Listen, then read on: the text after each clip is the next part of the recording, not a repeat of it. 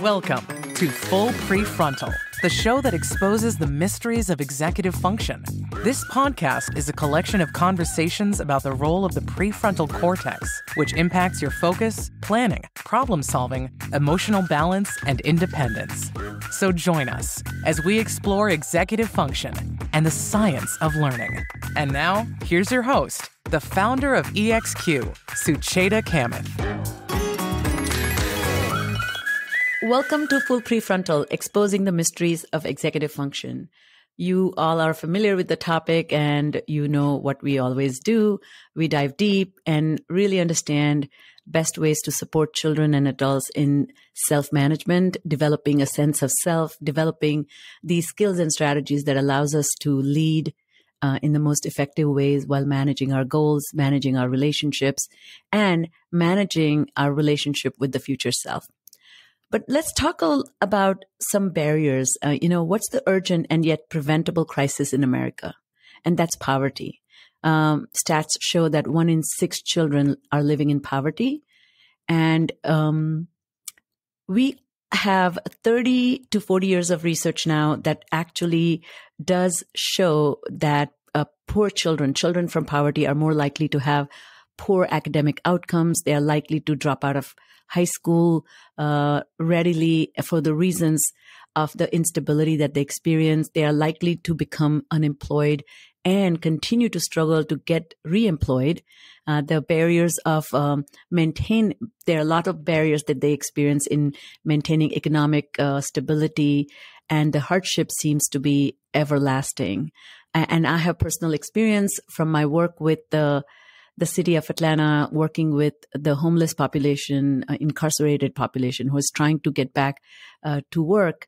And I've seen as part developing a program for them how to become job ready, their own relationship with their internal barriers such as social emotional difficulties, depression, addiction, and then socioeconomic barriers, not having stable relationships with the community, and finally not having adequate money to secure housing.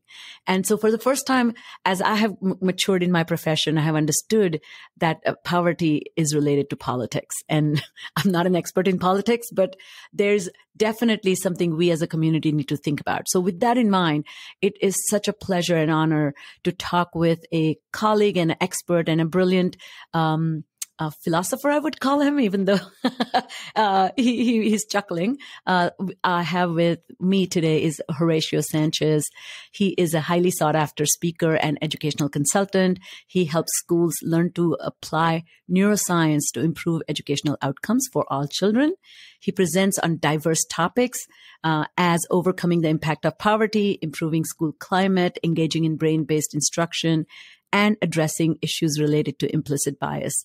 He also has written 2 fantastic books, one being The Education Revolution, How to Apply Brain Science to Improve Instruction and School Climate. And his second book, which I'm going to be talking a lot about today, is The Poverty Problem. And in the introduction of that, he talks about the economic hardship is changing our students' brain structures at a genetic level, producing psychological, behavioral, and cognitive issues that dramatically impact learning behavior, physical health, and emotional stability. But there is hope. So let's get into it. Welcome, Horacio. How are you? I am great. Happy to be here. Thank you for your time. And let's dive into this complicated and very important topic. Do you mind defining poverty for us? And what is the relationship of poverty in general with children who are living in poverty? Okay. I think defining poverty is one of the problems. I think poverty is a complex issue. And if you start to reduce it to finance, you already lose. Poverty is social. It is biological. It is psychological. It is environmental. It's genetic. It's epigenetic.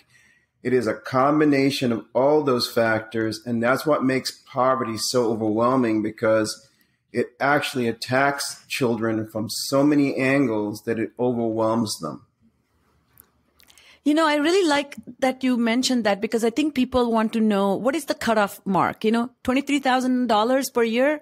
Ooh, that's a lot of money, but there is nothing. It doesn't even capture the whole picture. I like the concept of impoverished life. I think poverty leads to impoverished life. And so can you talk a little bit about this idea of in what ways, like one of the ways the brain develops itself is through this incredibly vivid and massive, diverse life experiences. And that impoverishment can have a tremendous impact on that, right? Well, I think the reason poverty probably has the most impact on that is that the part of the brain that we're most concerned with in some ways is the prefrontal cortex. And that is the part of the brain that takes the longest to develop. So that is the most impacted by our environment.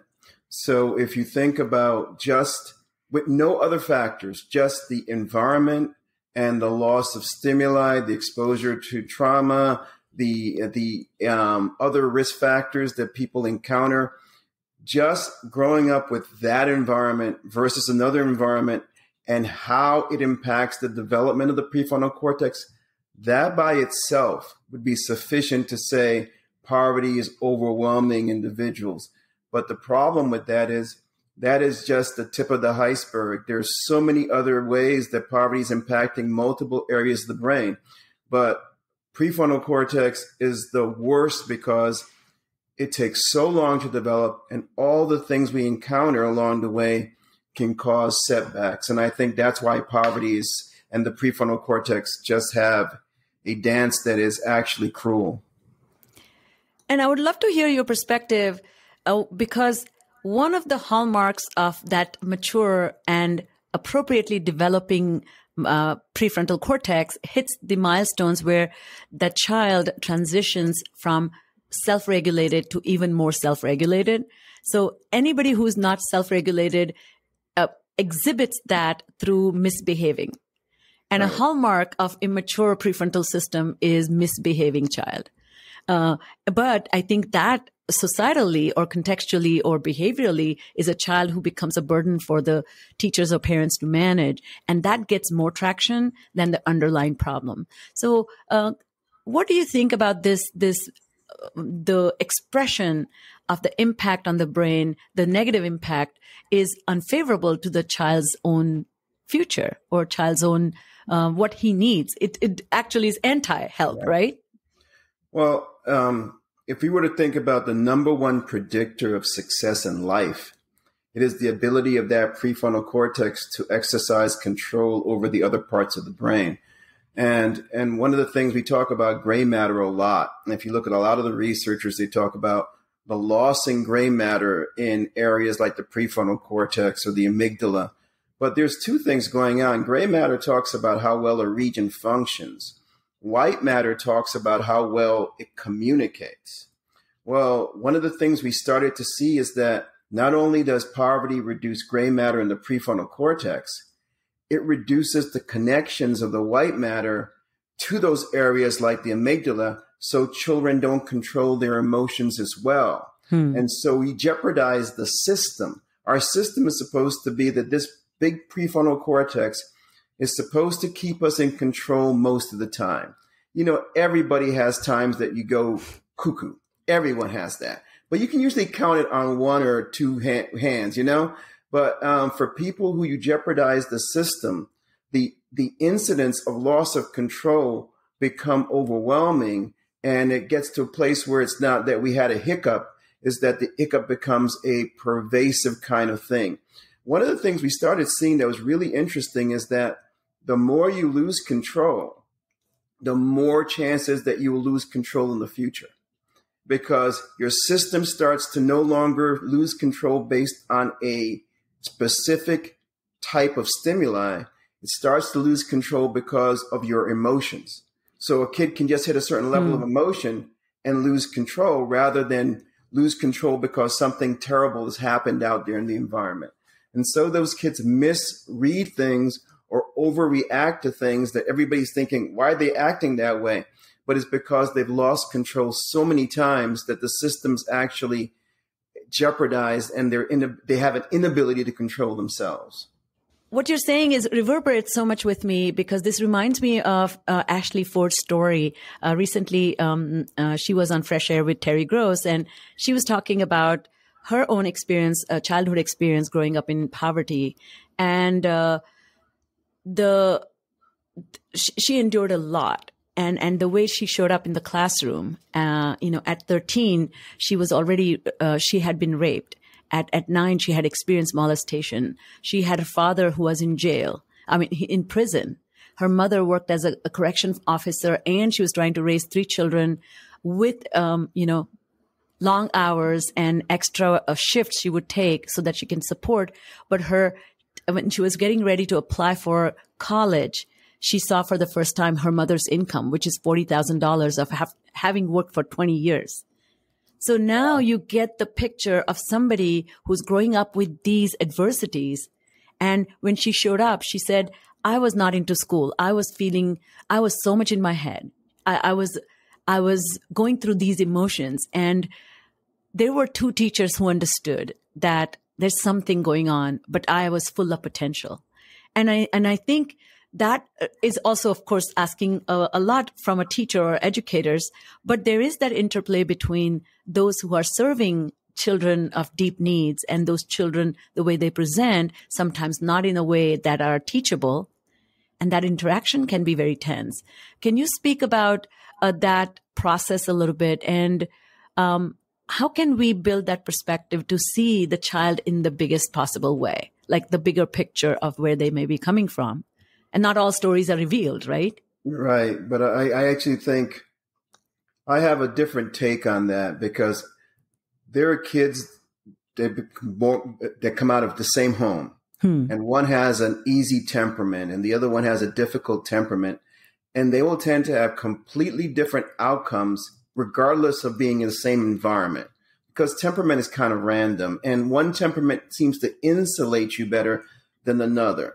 And so many times there are kids who are at risk that teachers migrate towards or are attracted towards because they seem to have some of the same potential or the same presentation of self as all the other kids. So that's not exceptional to me. I'm sure she had something that drew teachers to her because all the things that you're talking about usually presents a person that no one wants to be drawn to. Those are not the kids I'm worried about.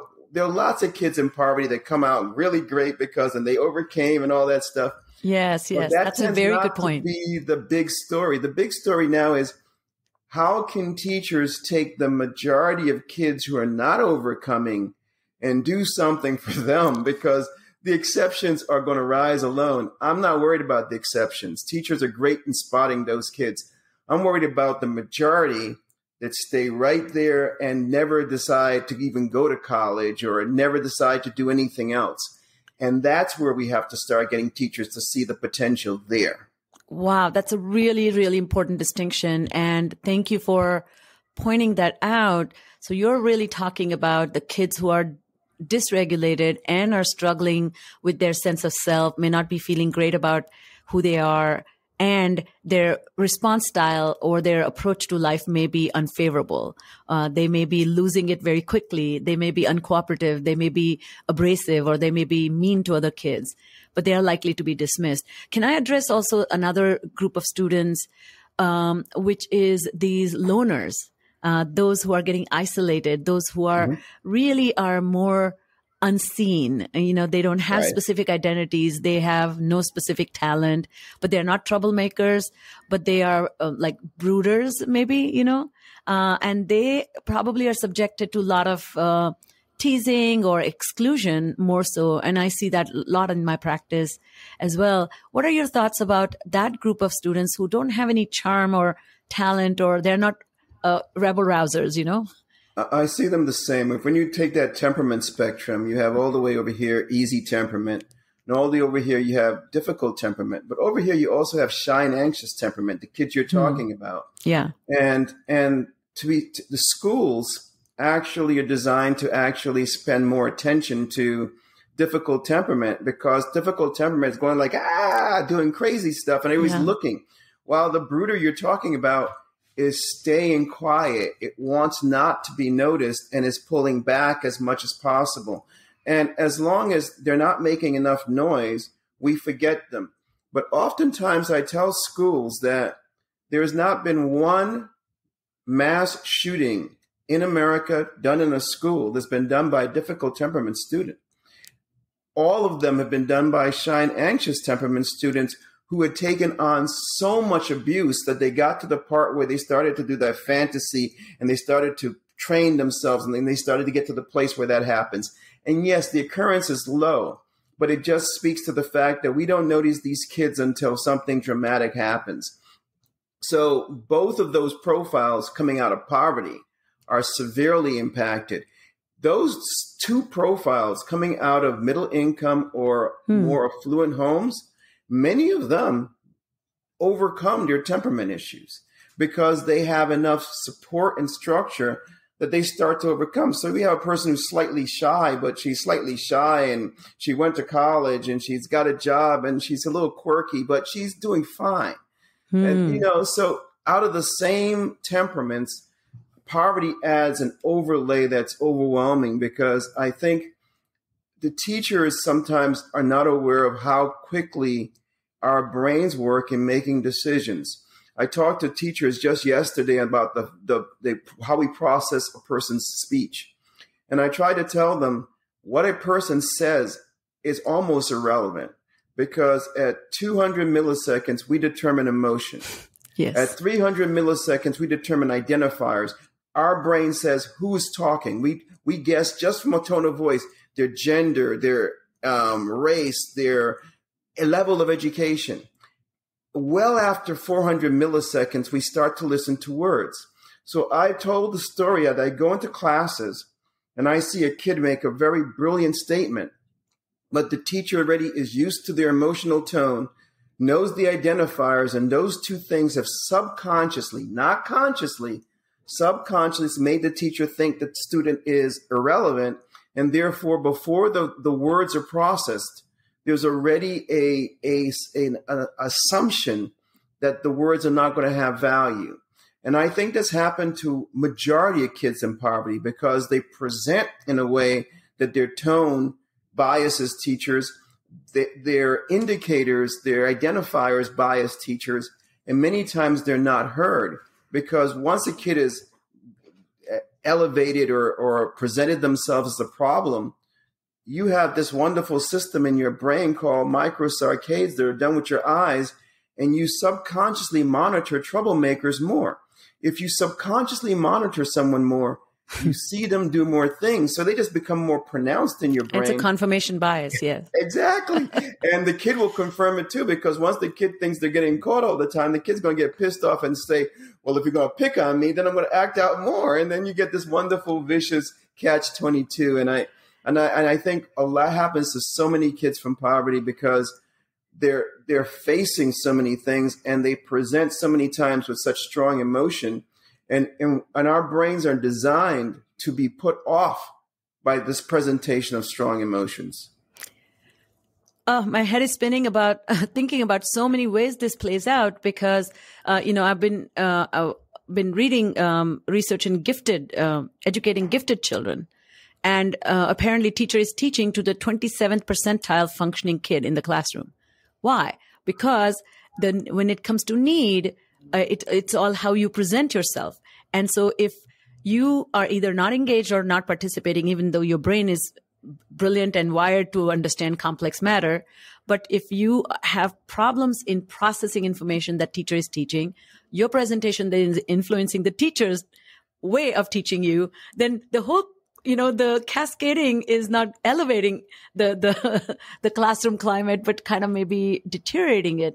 And then I think another interesting thing that must also happen is this dynamic is observed by everybody else.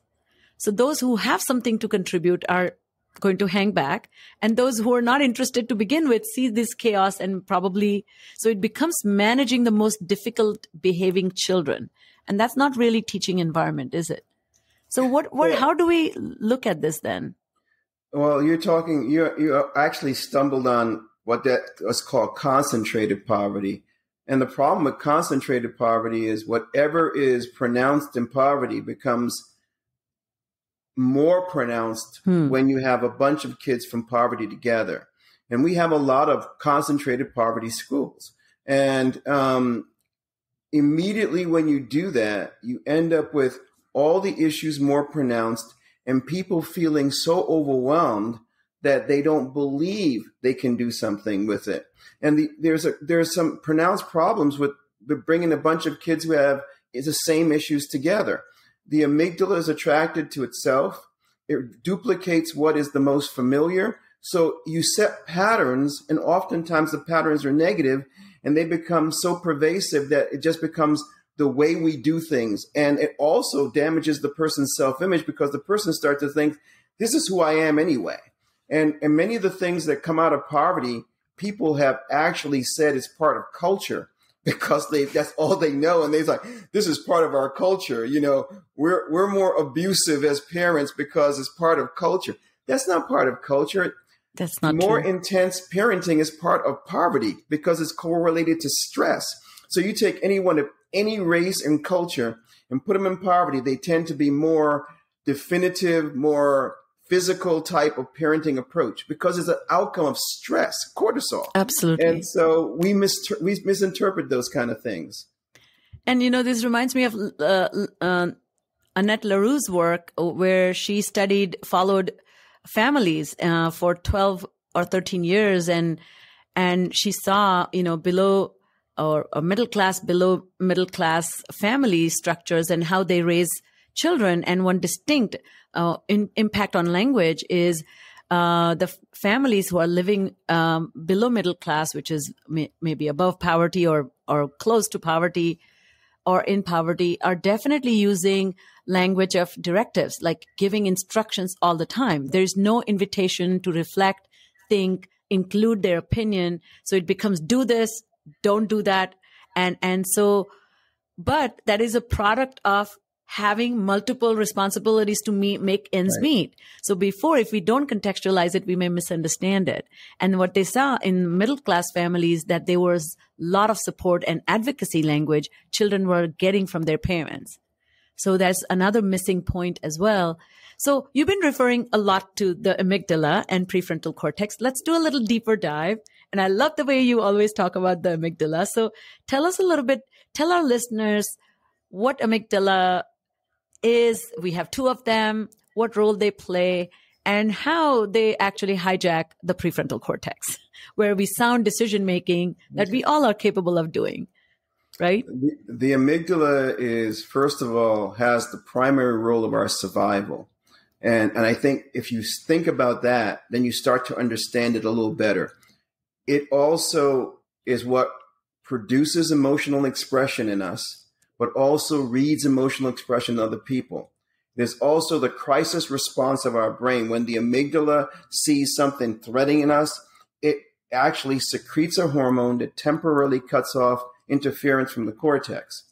Your amygdala also holds emotional memories, your best of things and your worst of things. But don't think that's equal, because far more things that are bad get into the amygdala because we're born with a negative bias. So if you start to just think about that, think two kids, and one kid grows up in this wonderful home and they've not been exposed to abuse or traumas. In their amygdalas are wonderful values and beliefs. You have another child who's been exposed to trauma, abuse, very little values that are called normative. They have values, but they're not normative values. They're values that says someone touches me, I beat them up. That's a completely different kind of values. You get both of those two kids in your classroom and you stress them, and the amygdala temporarily cuts off the cortex. What is in their amygdalas is the only thing they have available to make a decision. Well, this kid has a lot of values that help them make a good decision even in crisis. This person is going to do what they've actually been exposed to in stress and trauma, which is violence or abuse. It is not equitable, even though both were hijacked, their behaviors are slightly different. So when some of the most significant behaviors of our life, when we're emotional, are made solely by our amygdalas, because our prefrontal cortex in those times are not involved.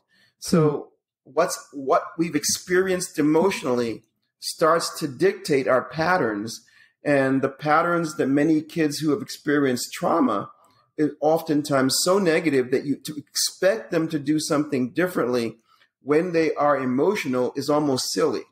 And the issue isn't confronting them or stressing them. In the early days of clinical work, some people used to say we should stress kids like that, which is just silly to me because they said we can only deal with it if we stress them. Well, the issue for these kids is to get them to a place where they spend more days being stable, not more days coping with stress. You can't retrain stress. You can retrain how we deal with calm and make calm be more pervasive. Stress response is stress response. And so we know that amygdala is this tiny little structure next to the hippocampus, which is our memory structure that processes information.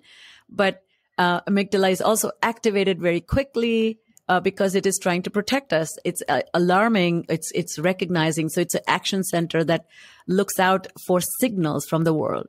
And the distinction, as you often talk about this as well, that the distinction is what is perceived to be a threat.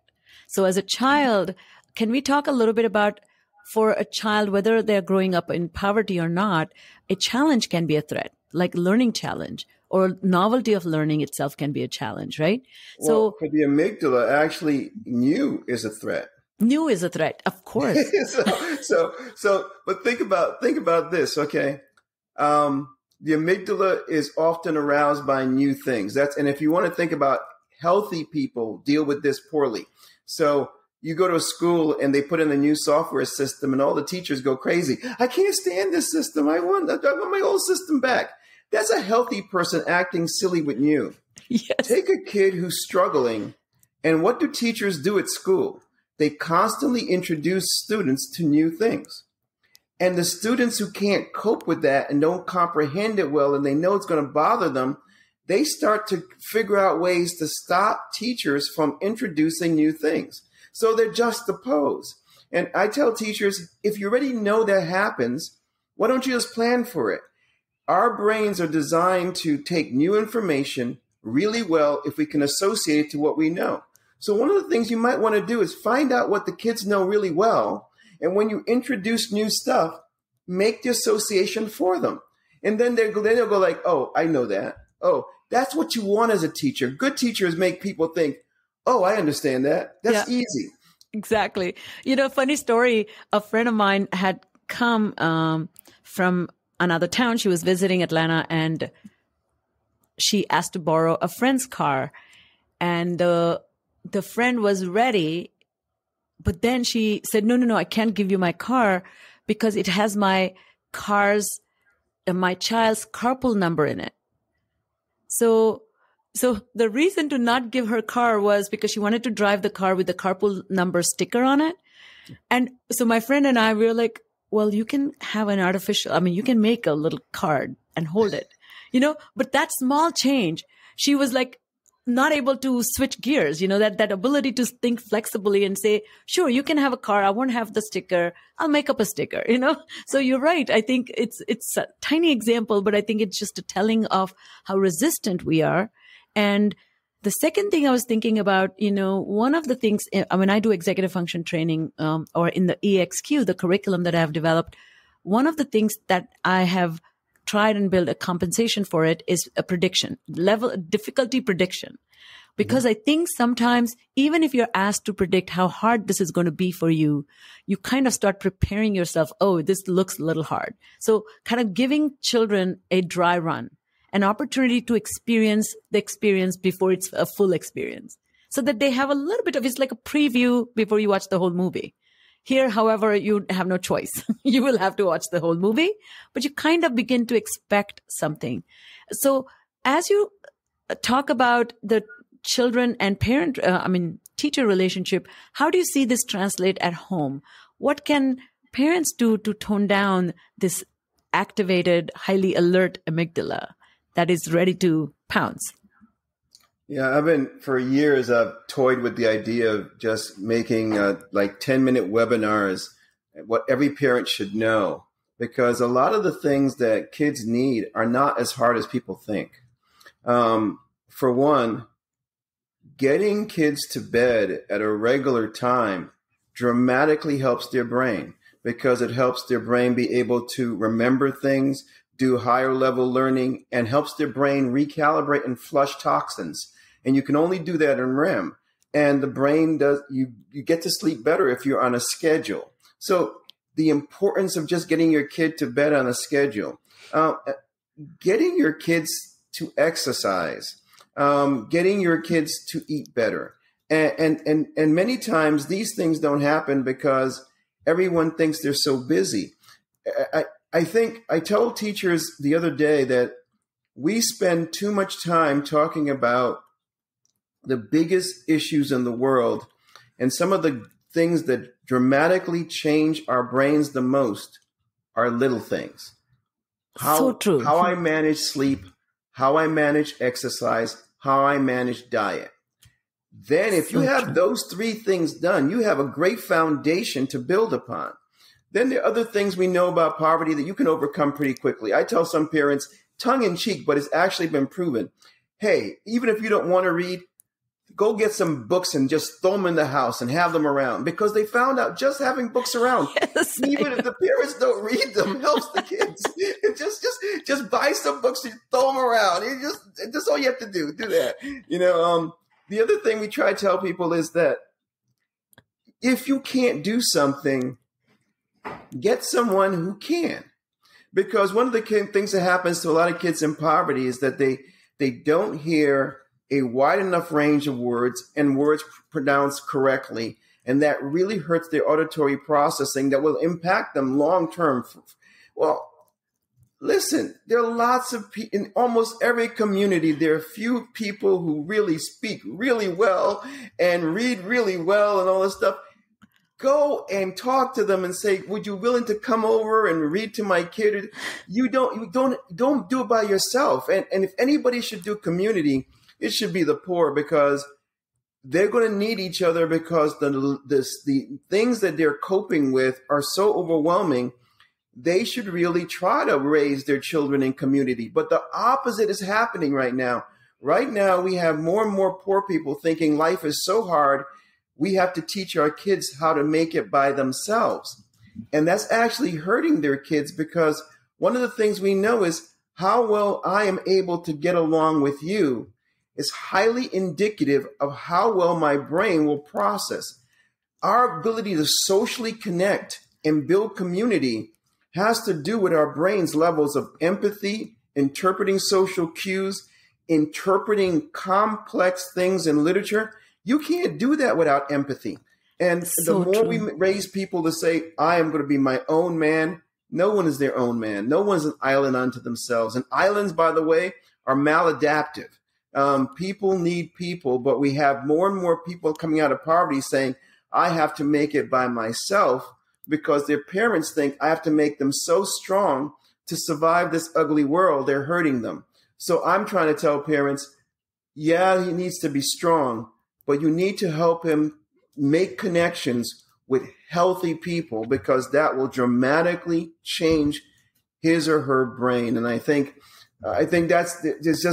it's just conflicting lessons. And I understand the lesson. Believe me, if kids are getting beat up there, then telling you got to be strong, or else you got to stand up for yourself. I understand that. But you need to also tell them there's a different behavior for different locations. You shouldn't behave the same as at church as you behave in a gym. You shouldn't behave the same at school as you behave on a public transportation. You can take on different personas. And I think that's an important lesson to start to teach kids, so they can put on the external facial posture, voice cues that'll make them attractive in this world. Because believe me, having a few advocates has dramatically changed so many students' lives. And the ability to just have one or two people take an interest in you is kind of one of the stories of resiliency. I love that. And I think it's such a great way to summarize. I think people really think like, you remember the craze, Baby Einstein? I mean, of course, it turned out to be a hoax, but people are investing so much money when they could literally sing a lullaby or like just talk to the kid or, use baby language and, coochie coo or something, crazy. But other important thing that I think you said is this sense of community where we have this amazing people with ranges of experiences as well as expertise, but we used to interact with people. I think there's so much isolation, us as communities, that people are become consumers of information. It's not a two-way street. So when you're online, you are part of a community, but you're not. You're receiving. You're never giving. You're not part of you're part of a community. They tell you you're part of a community, but the brain needs a different level of interaction to be part of a true community. I mean, if they did long-term studies on girls who were part of communities online, and the greater their investment in those communities, absent of true interpersonal communities, the greater the risk of their depression, isolation, and suicide. The community, the problem with the concept of community, there are a few things that have changed. And I think people keep on thinking poverty is the same. I tell people poverty is like pot. The old pot that we were smoking when we were young is not the pot they're smoking today. It's completely different. Poverty is different today. If you take someone who's around my age and you talk to them. Yeah, tell us how it is different. I think that's such a, it's hilarious pot analogy. I get it. The people stand up and they go like this. I didn't know I was poor till I was in college. And then I found I was poor. And that's because they were in a community. Everyone was the same and they didn't feel anything bad about themselves. You see this? This means that you have access to the world. There's not a kid out there that doesn't have one of these, even if they're poor. And guess what? This tells them what everyone else has, what everyone else. You're holding your iPhone, holds. Yes. And so what basically is happening is kids know how poor they are. And also the other thing that's happened is because of such generational poverties, what ends up happening is the intensifying of issues in communities of the poor have reduced community. There's no longer that ability to go to certain communities and have you're poor, but we're all going to band together. The stressors of survival of third generation and fourth generation poverty makes communities that people are scared to engage in community. And so the world has changed. And that's why you see for the first time, the brains of kids from poverty are not being impacted solely by diet and lack of exposure to stimuli. And if you want to really test how good poverty has changed, the research that shows that babies in structured homes of poverty start to show elevated cortisol by 7 months tells us something. Which is you don't even have a shot. By 7 months in life, your stress levels are already higher because there is something different about poverty now, and it is dramatically changing kids' brains. And if we don't want to start thinking about this and attacking it differently, we're going to end up with a problem. And one of the problems with schools has always been that schools are designed for the norm. And poverty used to not be excluded from the norm. It was just poor kids versus rich kids. Right now, poverty is excluding majority of kids from the norm. Therefore, education is not working for the poor. And if you look at concentrated poverty schools that they're trying to do all of these great initiatives, they're still the worst performing schools. There's not magic going on there. So I'm really starting to advocate that for poor students, we need to have a different approach.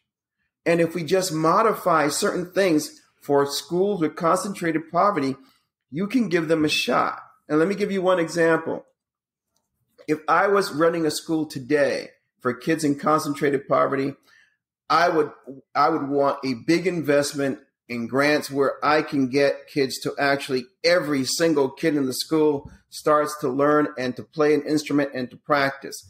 And because just the practice seems to change the density of the brain and improve regions that has to do with this whole area of language, but also restores auditory processing. So that is attacking the brain from a different angle that might be more needed in this school than any other schools. But the interesting thing, you mentioned gifted education. Here's my big peeve. Many of the things we do for gifted education is exactly the thing we need to do for poor kids. Exactly. Oh my God, it annoys me. Can I also add to that, because I'm a speech language pathologist and we work with people who are struggling, everything about restoring or helping to overcome struggles is what? Strategic thinking. And then you come to regular classroom and the strategic thinking is for people who struggle. And there's no strategic thinking for people who don't need any strategic thinking. Well, that's such a silly loss of resource. This should be a standard. Teaching executive function should be the norm, but we're only teaching if they're deficient. And so, yeah, you're absolutely right that we cannot think in lopsided ways. Yeah, continue. And I think I'm starting to also think about resource issues. It's not lack of resource as much as we think in relation to schools. It is where we put our resources. And one of the things we mentioned earlier was this whole issue of how we prepare teachers for things. We forget how the brain works. So if I were to teach you something new and I tell you go do it, the minute things get difficult or I get busy or things get stressful, the brain wants us to go back to the patterns that we've done the most and are the most comfortable with. So we train a bunch of teachers for an intense 1 or 2 weeks, and then we say, go on and do it. And then when crap hits the fan, teachers go back to what they were always doing, and we just go, oh, they're resistant. We need to rethink how we're training teachers. We need to have training that says, okay, I know through the transition it's going to be difficult, so I need to set up times when you're supported, reminded, and just set times where you practice new skills till you get to the place where you're comfortable with it and you get to the place where you're good with it. And then once that happens, you'll do it by yourself. But we have to help you through this piece because we have to understand that that's not how the brain works. The other thing we have to stop doing is having teachers try to do 6 new things at the same time. Yes. The brain can't do that. The brain can tend to one really brand new thing because it takes so much more energy to engage in a new task that it's tiring. So you don't want teachers to do all new things all the time. It doesn't work. So I think we have to just rethink the model and we have to rethink coaching. Coaching should not be someone coming in here and going rah, rah. Coaching should be someone coming in there and going with you and showing you how it's done, modeling it for you, practicing it with you, and getting you through it to the part where it's mentorship is what we really need for schools in poverty, where teachers feel like, oh, I see it being done. I know what to do. I feel good about it. I have nobody talking to me. I'm not being just giving a book. Completely different approach. Teachers supported differently in schools that are concentrated poverty. Students supported differently. And there you have a chance because if you don't support the adults, the adults teach the kids. And if you don't get them feeling good about what they're doing, you don't have a shot. And then getting the kids to be encouraged and feeling like they can do it. And I think there is a lot to teaching belief structures. We need to start helping kids understand and view the world differently. I'm a big proponent of that. I believe that regardless of your circumstance, if you learn very quickly to start to think about what can change, how we can make it out of it, start to understand that our brains are actually built to overcome obstacles. And most people encounter a crisis or a trauma, and they're back to homeostasis in 3 months.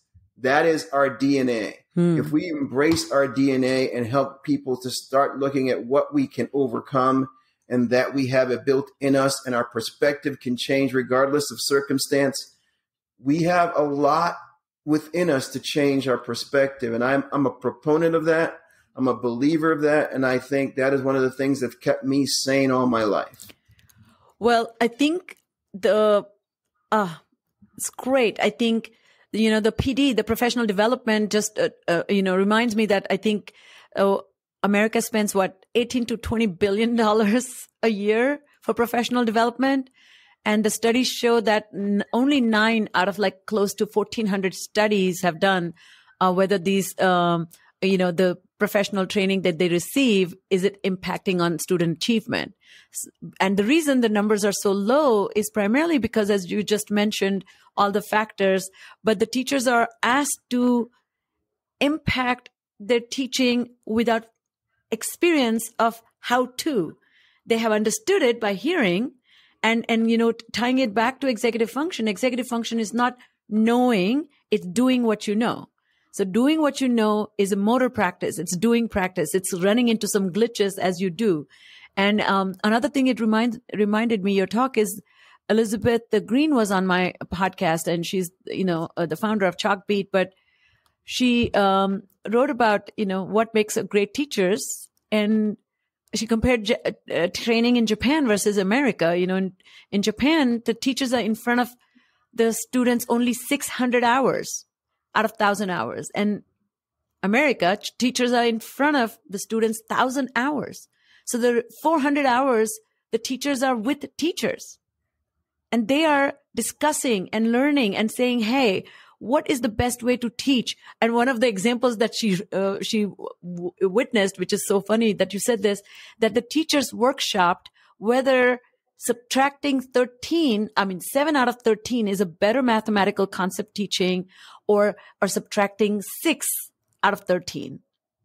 And the reason is like counting by fives, so I'm just saying that kind of profound level of analysis is what our teachers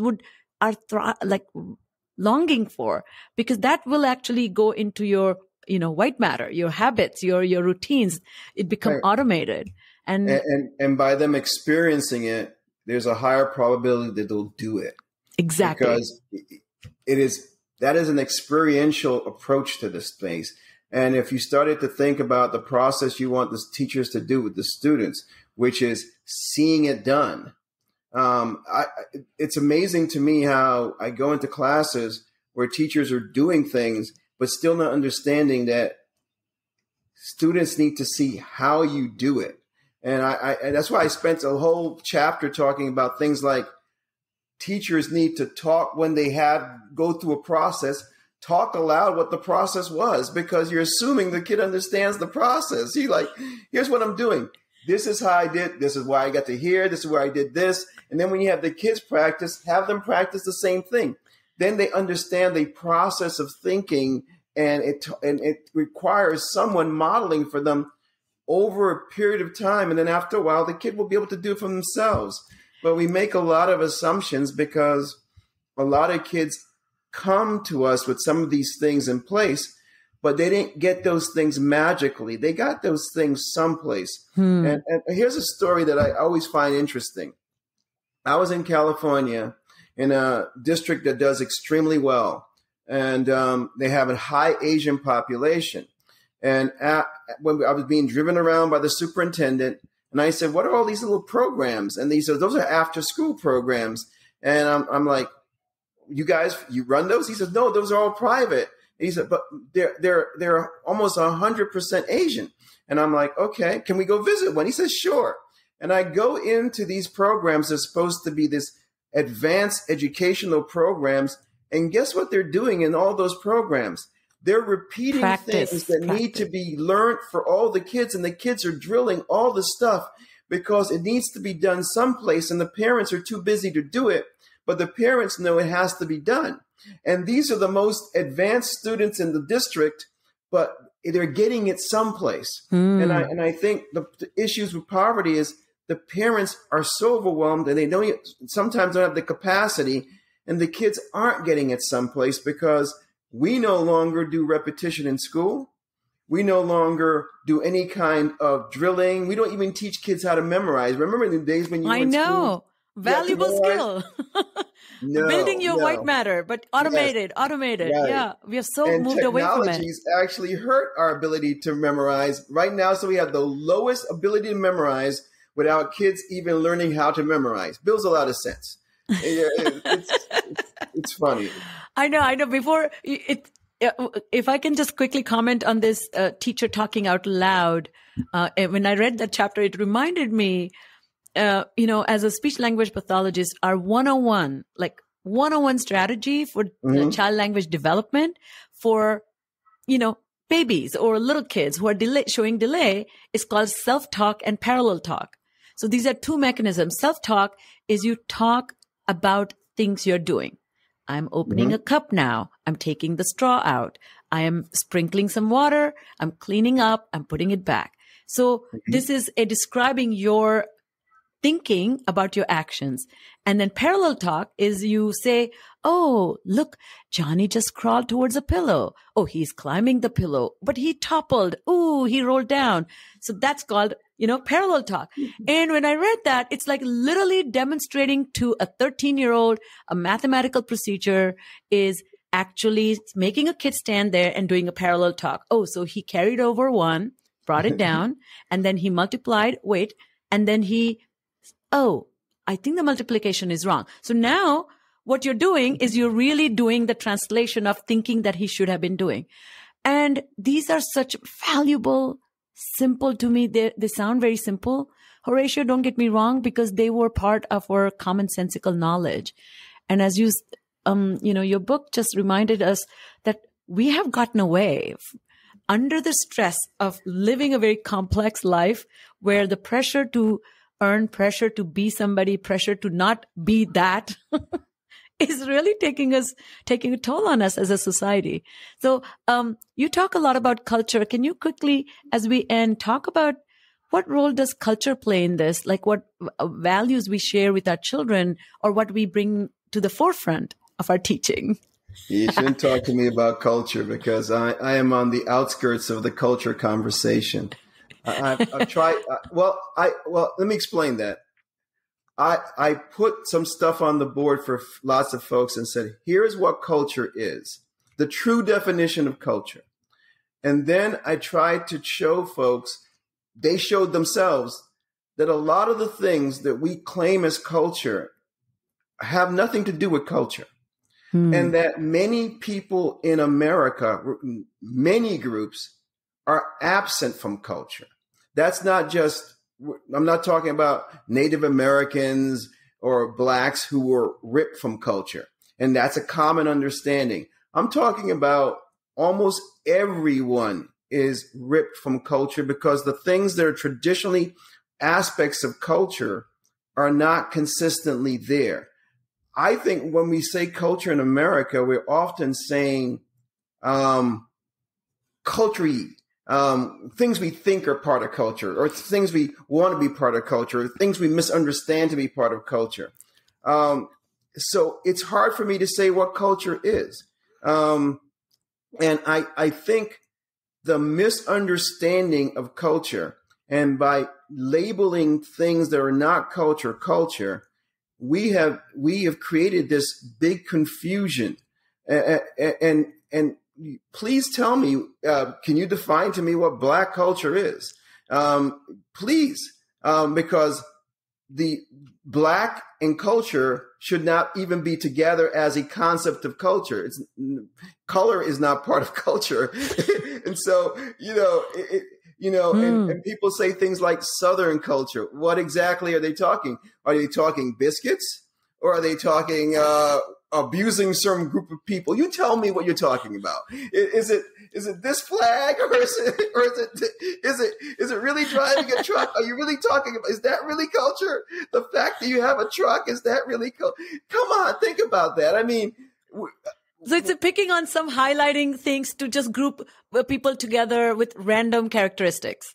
Yes. Now, if you really want to talk about culture, I think the outcome of culture. The outcome of culture says we move a group of people forward and the culture carries us. If you stop culture, you basically stop the movement. Let me explain. I met a person from China in a training recently. And because of talking to him in our conversations about culture, I started doing some research on China and culture. And historically, one of the things that happened in China was when a new monarch an emperor came into control, he wiped out everything from the past king. every piece of literature, every advancement, couldn't even say his name, everything just wiped out. And then that moves them back, the whole empire. And then this person starts again. The next person comes in and he wipes out everything else again. So the story goes like this. It's like a etch-a-sketch there of culture. So missionaries come 1,000 years later to China, and they show them a clock, and the peasants go, ooh, and unaware of the fact that the technology for the clock was actually developed in China 1,000 years ago and taken to Europe because people are so disconnected from their own culture. And so I struggle with the concept of culture. I mean, in most places where you can actually define culture, there seems to be a level of isolation. And there seems to be a level of collectivist society because you protect it. But the minute you lose certain things, you end up with what you hold on related to culture, absent of culture. And the sad thing is right now, I don't like getting into the culture talk because people want to tell me this is culture, this is culture. And one of the sad things I know is that there are people who defend strict or things like spanking as part of culture. I see. Those are the things that you see that I'm bothered by that because they truly believe that, and they think that people who talk against that are talking against their culture. Is it really part of culture, or is it part of your socioeconomic situation? Is the fact that this is in your diet part of your culture, or is it out of the fact that you had no access to any other kinds of foods? So now you've carried on a bad dietary tradition because you were exposed to bad diet initially. And you made the best out of that bad diet. So you made some really great food out of that bad diet. But do you really want to take that on as your culture? And so I'm confused. and I'm sorry, I'm confused. No, I understand. And think about this. Think about someone who comes into this country and they have strong culture. 1 generation, 2 generations. Tell me what happens by the 3rd generation. Let's say it's a culture that does arranged marriages. I'm betting by 3rd culture, the person is going, screw that. I'm free. I'm free. I want to make my own decisions because it is no longer this. And so in America, it's very difficult to do this. We just don't have it. And people who think they have it tend to be the most isolated individuals on earth. And they tend to have socioeconomic situations that are governing that. And many of the things that they define as culture are poverty. And poverty is not a culture last time I checked. Poverty is a condition. Complex situation. Yeah. And so condition is not a culture. Yeah. So that's the fact so that your language important. Doesn't have certain elements that are common, whatever, should we embrace that as culture? Come on now. No, that's so profound. Because I do see good faith effort people making to teach poor children culture. Because as if it is because you're poor, you have no culture. And so I think, wow, that's really important though, because I think I've had Michelle Gelfand on my show, and she's a sociologist, and she's written a book on tight and loose cultures. So mainly the way she frames it, of course, is she talks about the norms. What is considered the norm? And then the culture is that requiring everybody this invisible set of parameter it sets, and it's expecting people to behave to align themselves with the norm.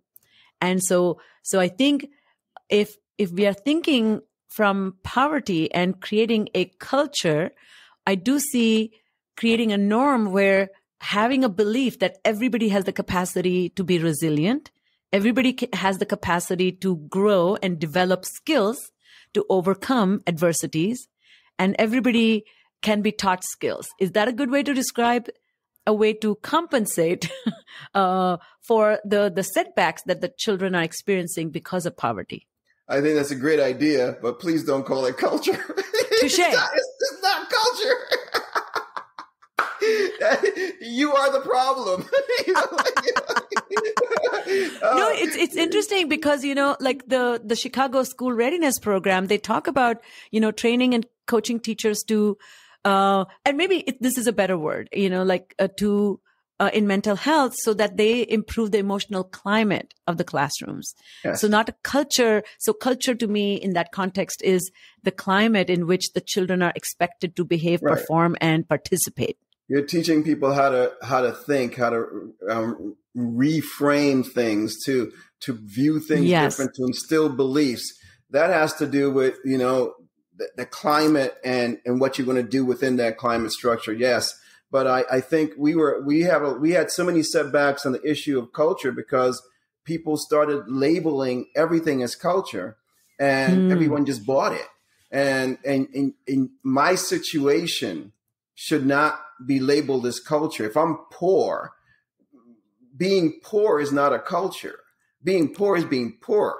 Please. Circumstances.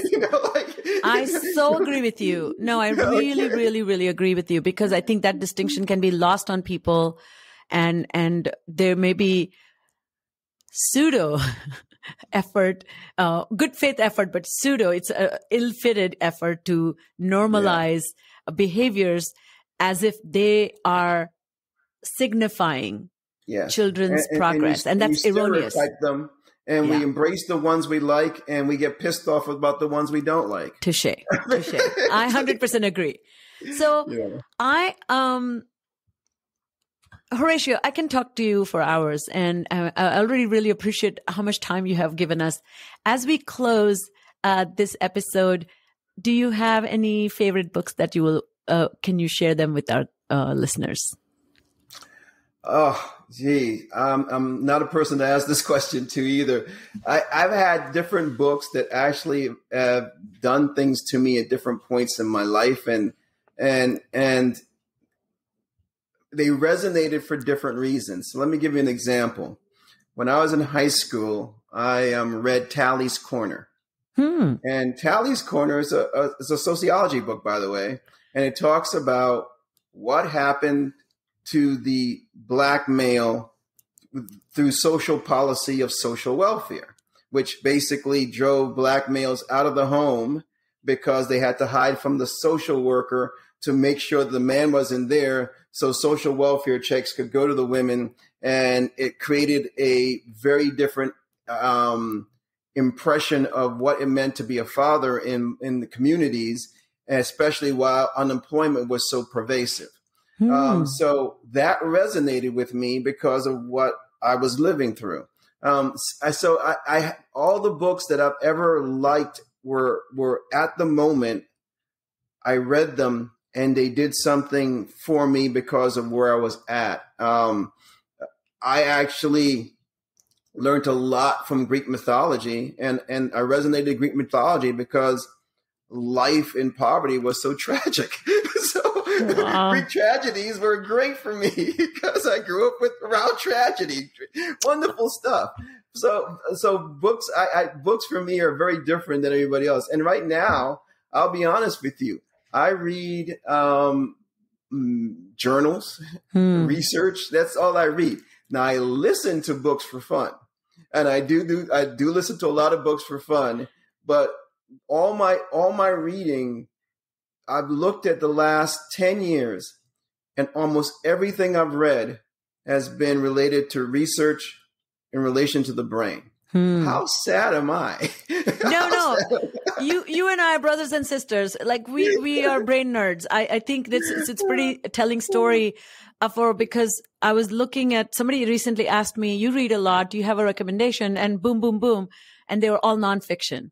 So then so this friend said, do you ever read nonfiction? I said, oh, wow. As a child, I read a lot of nonfiction. So I have to deliberately add something that's a nonfiction. It's very painful. I do that for workout. I do a lot of nonfiction books for workout. I have a lot of nonfiction authors, a lot of fiction authors that I like. And when I do my workouts, I listen to books. When I travel and I stop reading, I listen to books for a break. I don't really want to, I watch sports, but I don't watch a lot of television. So listening to a book is a good break for me. That's great. It's not a brain book, so I'm not having to work so hard. But it's, on this podcast where our reach is 90 countries, you just declared you're a nerd. Sorry. And I'm a proud nerd. Yes. Well, you're in company. I was actually going to quickly look through my collection here. What is my latest nonfiction that I just read? It's actually, I read one of the most fabulous books by Eve Ensler, The Apology, but that's not a fiction. It is a fiction, but it's a letter in preparing for forgiveness, a conversation with another researcher. So yeah, well, I have to read something. And The Other Minds, stories about octopus minds. That's what I read for pleasure. Okay.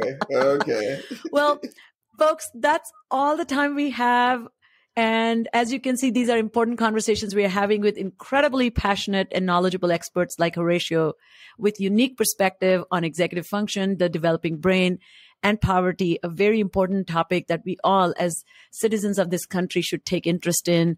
1 in 6 children, if they live in poverty, it is our obligation as adults to be the shepherd of their future and their safety, of them becoming all that they can become. These roadblocks are incredible for them to overcome by themselves.